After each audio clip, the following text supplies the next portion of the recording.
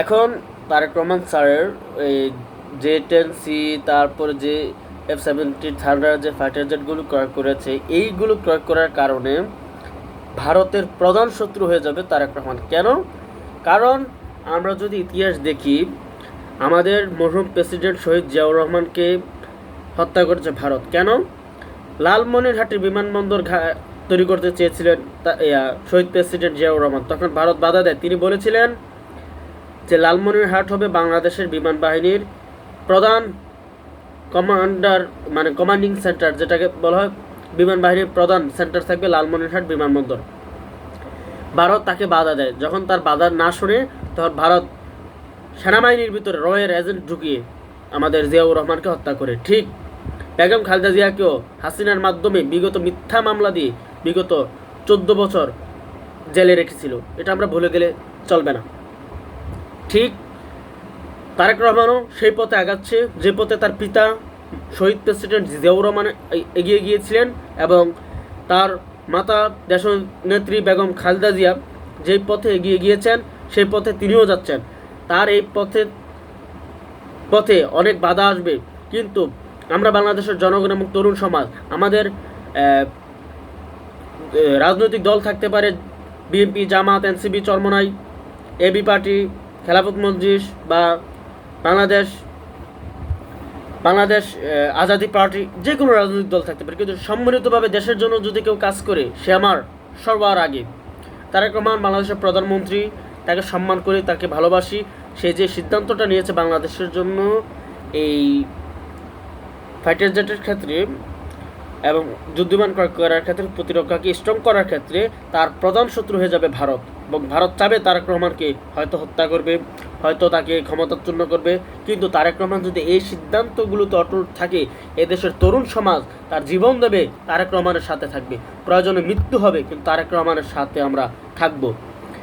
কিন্তু আমাদের তারেক রহমান স্যার, তাকে আমি রিকোয়েস্ট করব, তিনি যেন নেভির দিকে ফোকাস করে আমাদের কমপক্ষে 8 থেকে 10টা বিশ্বমানের ডিজেল অ্যাটাক স্টাইল ক্যাপাবিলিটির সাবমেরিন প্রয়োজন, এবং 6 থেকে 8টা ডেস্ট্রয়ার প্রয়োজন, বিশেষ করে টাইপ 055 ডেস্ট্রয়ার যেটা রয়েছে চীনার, এটা বা তুরস্কের T2000 যে ডেস্ট্রয়ারগুলো রয়েছে, এগুলো হচ্ছে বাংলাদেশের জন্য সবচেয়ে পারফেক্ট ডেস্ট্রয়ার।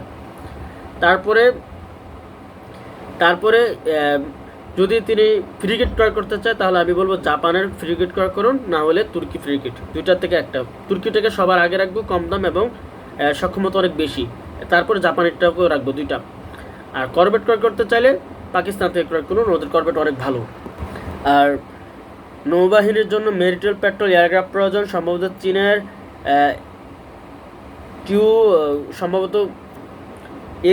সম্ভবত একটা রয়েছে, এটার নাম হচ্ছে Q2000, সম্ভবত QW200, সরি। চীনের একটা মেরিটাইল পেট্রোল এয়ারক্রাফট রয়েছে QW200, বা জাপানের মেরিটাইল পেট্রোল এয়ারক্রাফট রয়েছে, বা মার্কিন যুক্তরাষ্ট্রের মেরিটাইল পেট্রোল এয়ারক্রাফট রয়েছে, কিন্তু মার্কিন যুক্তরাষ্ট্রের মেরিটাইল পেট্রোল এয়ারক্রাফটের মূল্য অনেক বেশি।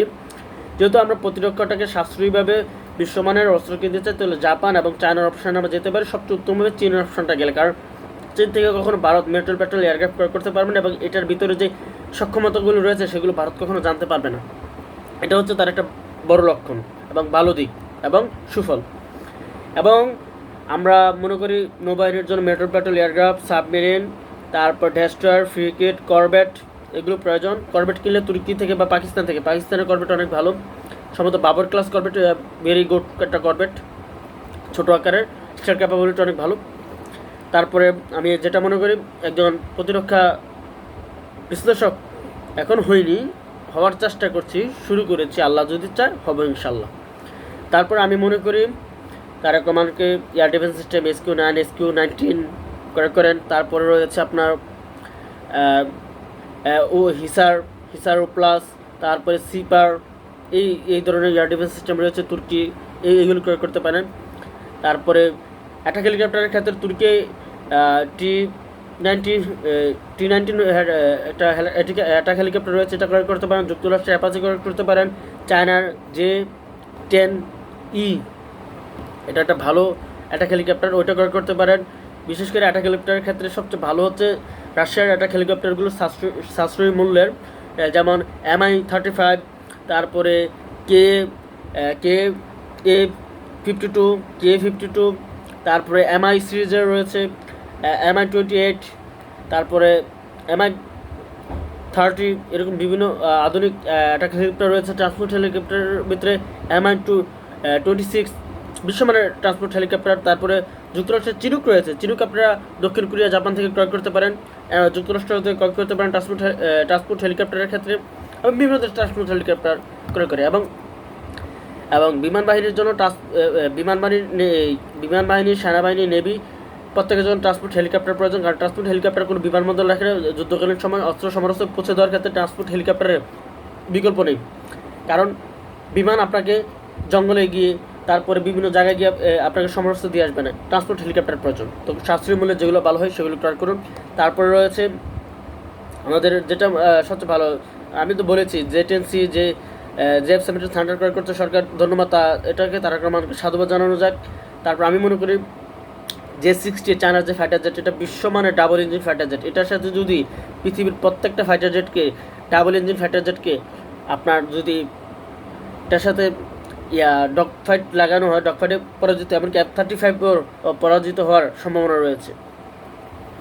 এত বিশ্বমানের একটা ফাইটার জেট, তো এগুলো ক্রয় করুন। পাশাপাশি সেনাবাহিনীর জন্য ম্যানপ্যাড অ্যাসল্ট রাইফেল, এটা সেনাবাহিনী নেই। তারপর সেনাবাহিনীর আরও পার্টস রয়েছে, বিশেষ করে রেডিও, তারপরে নাইট ভিশন গগলস, তারপরে ড্রোন। আমি মনে করি তুর্কি ড্রোনের পাশাপাশি চাইনিজ ড্রোন অনেক বেটার হবে বাংলাদেশের জন্য, এগুলো ক্রয় করুন। তারপরে আপনার ট্রান্সপোর্ট এয়ারক্রাফটের ক্ষেত্রে আমি মনে করি C-70 যুক্তরাষ্ট্রের যেটা রয়েছে এটা ক্রয় করতে পারেন, A-400 ক্রয় করতে পারেন। তারপরে C-219 যেটা রয়েছে ব্রাজিলের, এটা ক্রয় করতে পারেন। তারপরে Y-20 ক্রয় করতে পারেন চায়না থেকে। তারপরে এই LI-96 রয়েছে রাশিয়ার, এটা ক্রয় করতে পারেন। ঠিক আছে, ট্রান্সপোর্ট এয়ারক্রাফট ক্রয় করতে পারেন, যা বাংলাদেশের জন্য ভালো হবে। এবং আসল কথাটা বলি নেই, বিমান বাহিনীর জন্য আমরা অ্যাওক্স এয়ারক্রাফট যেটা আমাদের প্রয়োজন, বিশেষ করে চায়নার KJ-500 সবচেয়ে বেস্ট কোয়ালিটির অ্যাওক্স এয়ারক্রাফট বাংলাদেশের জন্য, স্বল্প মূল্য, বাংলাদেশের আকাশের জন্য নিরাপদ একটি অ্যাওক্স এয়ারক্রাফট, যেটার মানে হচ্ছে আর্লি ওয়ার্নিং কন্ট্রোল সিস্টেম। তারপরে আপনারা অ্যাওক্স এয়ারক্রাফট পৃথিবীর অনেক দেশ তৈরি করে, সুইডেন তৈরি করে, মার্কিন যুক্তরাষ্ট্র তৈরি করে, ফ্রান্স তৈরি করে, তো তারপরে তৈরি করে, আপনার রাশিয়া তৈরি করে। আমার মতো সবচেয়ে বেটার হবে চায়নার KJ-500, is very good performance. KJ-500 quality is the best quality, এটা ক্রয় করতে পারেন। তারপরে আপনাদের রয়েছে আপনার এই যে যুদ্ধবিমানকে যেই তেল দেওয়া হয় আকাশে, এটাকে বলা হয় এয়ার রিফুয়েলিং এয়ারক্রাফট, যেটাকে বলা হয় এয়ার ট্যাঙ্কার এয়ারক্রাফট। মানে আকাশে যেই বিমান দিয়ে তেল দেওয়া হয় যুদ্ধবিমানকে এয়ার রিফুয়েলিং এয়ারক্রাফট বা এয়ার ট্যাঙ্কার এয়ারক্রাফট যেটাকে বলা হয়। এরকম ট্যাঙ্কার এয়ারক্রাফট রয়েছে আপনার মার্কিন যুক্তরাষ্ট্র থেকে ক্রয় করতে পারেন, চীন থেকে ক্রয় করতে পারেন, রাশিয়া থেকে ক্রয় করতে পারেন, তারপর রয়েছে দক্ষিণ কোরিয়া থেকে ক্রয় করতে পারেন। তারপরে সম্ভবত এই সিঙ্গাপুর বিশ্বমানের একটা AI কন্ট্রোল সিস্টেম তৈরি করছে আপনার ট্যাঙ্কের ক্ষেত্রে, আপনার অয়েল ট্যাঙ্কার এয়ারক্রাফটের ক্ষেত্রে, যুদ্ধবিমানে তেল দেওয়ার ক্ষেত্রে একটা AI কন্ট্রোল সিস্টেম তৈরি করেছে। সেম সিস্টেম চায়নাও তৈরি করে ফেলছে, এটা আপনারা ক্রয় করতে পারেন, এগুলো ক্রয় করেন। এবং বেশি বেশি মিসাইল, বিশেষ করে যুক্তরাষ্ট্রের হিমাসের মতো সেম কোয়ালিটির মিসাইল তৈরি করে দক্ষিণ কোরিয়া সেখান থেকে ক্রয় করতে পারেন, তুরস্ক থেকে পারেন, চীনের থেকে পারেন, গোপনে পাকিস্তান থেকে ক্রয় করতে পারেন। তারপরে রয়েছে আপনার ইরান থেকে ক্রয় করতে পারেন, মিসাইল ক্রয় করতে পারেন, ড্রোন, সব কিছু ক্রয় করতে পারেন। তারেক রহমান যত বাংলাদেশের প্রতিরক্ষা বাহিনীকে শক্তিশালী করে ভারত তার তত বেশি শত্রু হবে, এবং আমরা তার পক্ষে থাকবো।